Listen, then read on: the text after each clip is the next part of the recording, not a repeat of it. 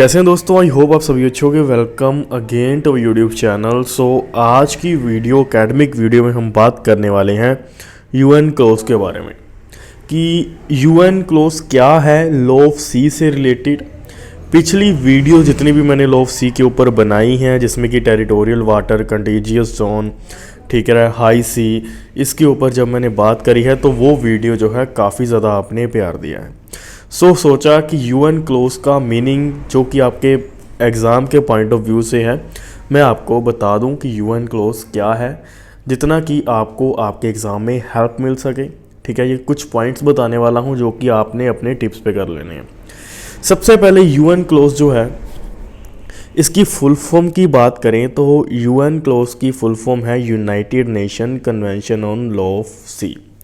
मैंने इससे जुड़ा हुआ एक कम्युनिटी पोस्ट भी डाली थी जिसमें कि पोल डाला था कि यूएन क्लोज की फुल फॉर्म क्या है, जिसमें कि मैंने 4 ऑप्शन रखे थे: United Nation Convention on Law of Sea, United National Convention on Law of Sea, United National Conference on Law of Sea, United Nations Conference on Law of Sea. इसमें से आपने मोस्ट प्रोबेबली जो है वो सही answer दिया है।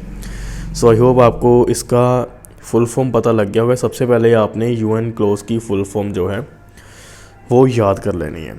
अब यूएन क्लोज का बेसिकली पर्पस क्या था, ठीक है, अपने लॉ ऑफ सी से जुड़ा हुआ।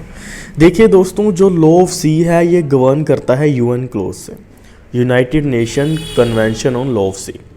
अब हमारे यहाँ पे एक कन्वेंशन जो वर्ड है ये यूज़ करा गया है। बाकी तो आपको पता है यूनाइटेड नेशन क्या है। यूनाइटेड नेशन जो है इसमें देश हैं जिन्होंने कि यूनाइटेड नेशन से ट्रीटी करी हुई है, ठीक है। एंड लॉ ऑफ सी आपको पता है समुद्र से जुड़ा हुआ कानून। लेकिन इसमें जो कन्वेंशन है इसका मीनिंग क्या हुआ?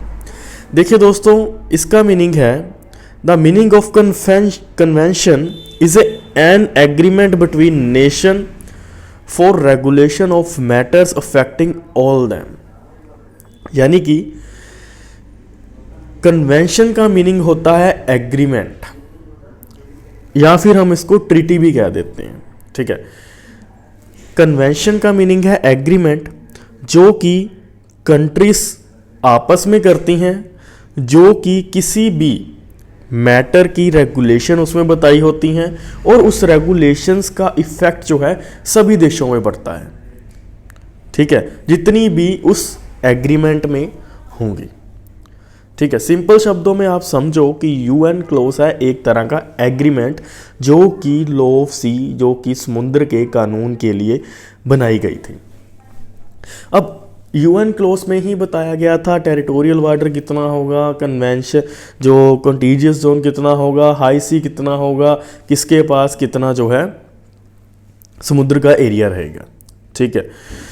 आगे बात करते हैं। जो आपने पॉइंट्स रिमेंबर करने हैं एज ए अपने एग्ज़ाम के पॉइंट ऑफ व्यू से, ये कुछ मैंने पॉइंट्स यहाँ पे लिखे हैं, ये आपने टिप्स पे कर लेने हैं। यही आप लिख कर आओगे यूएन क्लोज में, ठीक है। जब भी आपके पास कोई भी लॉ ऑफ सी से जुड़ा हुआ क्वेश्चन आएगा तो उसमें यूएन क्लोज आपने मेंशन करनी ही करनी है, ठीक है।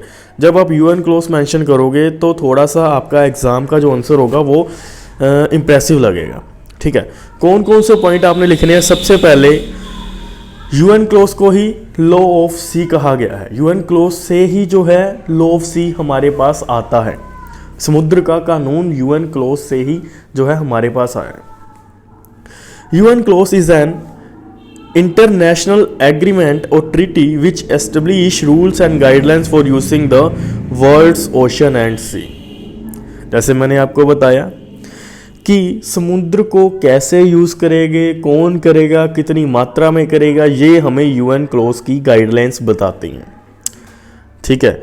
यूएन क्लोज एक तरह का एग्रीमेंट हुआ था देशों के बीच में, उससे कुछ पॉइंट लिखे होंगे, ठीक है, कि टेरिटोरियल वाटर इतना रहेगा, कंटीजियस जोन इतनी रहेगी, ठीक है। ये सारा जो है यूएन क्लोज के एग्रीमेंट में बताया गया है और इसको सारे देशों ने साइन करा गया जो भी यूनाइटेड नेशन में होंगे। तीसरा पॉइंट है to use and conserve marine resources and to secure the prevention and protection of all living beings. अब कैसे हम समुद्र के रिसोर्सेज जो हैं उसको यूज़ करेंगे, ठीक है, कैसे हम समुद्र को बचा सकते हैं, ठीक है, कैसे हम उनमें जो है जो भी जीव जंतु रह रहे हैं, मछलियां रह रही हैं, उनको हम कैसे प्रोटेक्ट करेंगे। इससे जुड़ा हुआ जितना भी समुद्र से जुड़ा हुआ कानून है, उनकी सारी की सारी जो हैं गाइडलाइंस, सारी की सारी रूल्स जो हैं, जो कि सारे देशों को फॉलो करने पड़ेंगे, वो यूएन क्लोज में बताए गए हैं। अब United Nation conference on the law of sea took place from 1973 to 1982।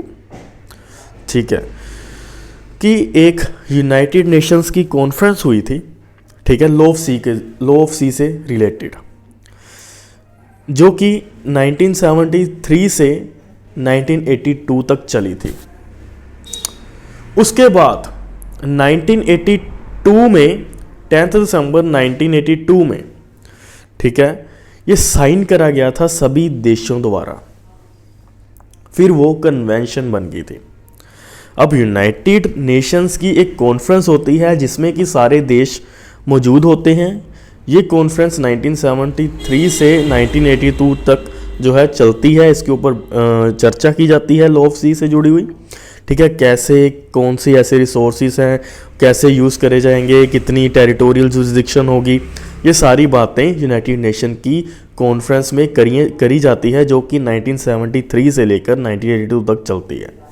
अब 1982 में फिर इसको जो है इस कॉन्फ्रेंस में इस ट्रीटी को, इस कन्वेंशन को साइन कर लिया जाता है सभी देशों के द्वारा, ठीक है, कि हाँ हम सारे देश जो हैं मिलकर जो भी रूल्स एंड रेगुलेशन बताए गए हैं टेरिटोरियल जुरिसडिक्शन से रिलेटेड, ठीक है, प्रोटेक्शन ऑफ जो भी जीव जंतु हैं समुद्र में उनसे जुड़े हुए, कैसे हम समुद्र के रिसोर्सेज को यूज़ करेंगे, उससे जुड़ा हुआ ये सारे के सारे देश जो हैं एग्री कर लेते हैं।